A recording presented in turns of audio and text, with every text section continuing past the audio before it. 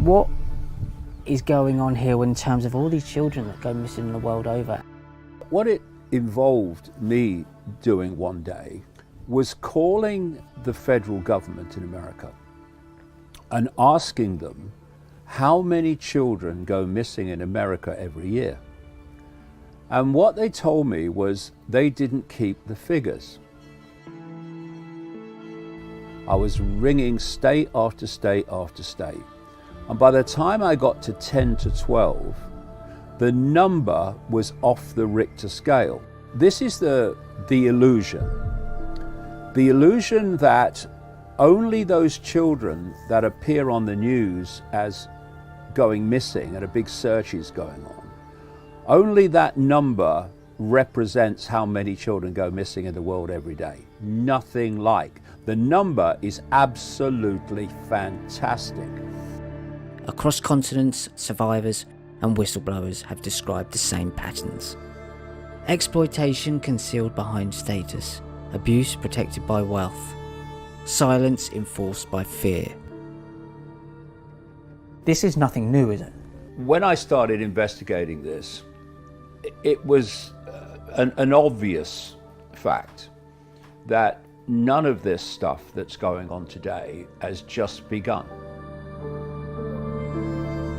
I looked at all the rituals that went on, sacrifice of people, sacrifices of young virgins to the gods, young virgins being code for children.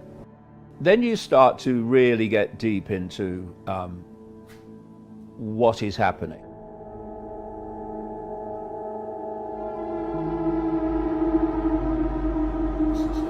But why children mostly? Like, why do they specifically target children?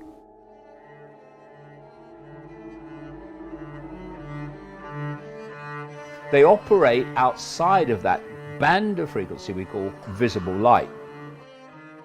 When I came across this, I thought the chances of that being a coincidence are relatively low.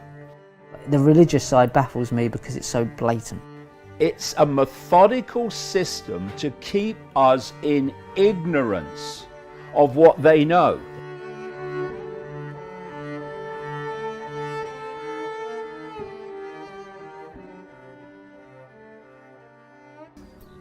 Let's just say